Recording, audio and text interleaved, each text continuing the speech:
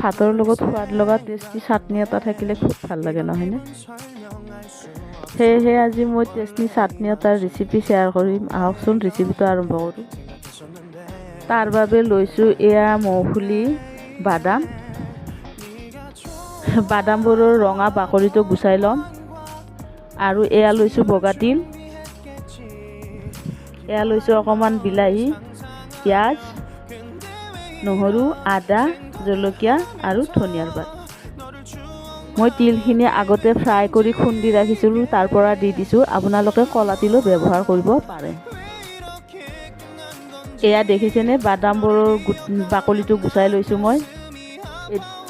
এতিয়া মই আটাইবোৰ মিক্সিত একেলগে মিক্স কৰি পেষ্ট কৰিম।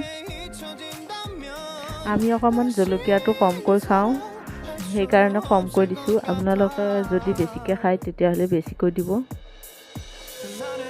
ধনিয়াৰ পাতটো দিয়াৰ বাবে এটা ধুনীয়া গোন্ধ ওলাই, খাবলৈ খুব ভাল লাগি যায়।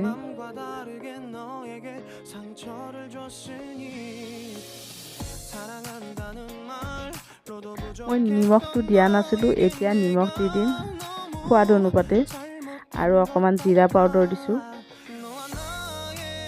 আকৌ মই মিক্সিটো চলাই দিছোঁ। এয়া আমাৰ চটপটীয়া টেষ্টি চাটনি পূৰা ৰেডি। আপোনালোকে বনাই চাবচোন, খাবলৈ খুব মজা লাগে। চেনেলটো যদি ছাবস্ক্ৰাইব কৰা নাই ছাবস্ক্ৰাইব কৰিব, লগতে ফ্ৰেণ্ড আৰু ফেমিলিৰ মাজত লাইক শ্বেয়াৰ কৰিব প্লিজ। আজিলৈ ইমানেই, বাই বাই।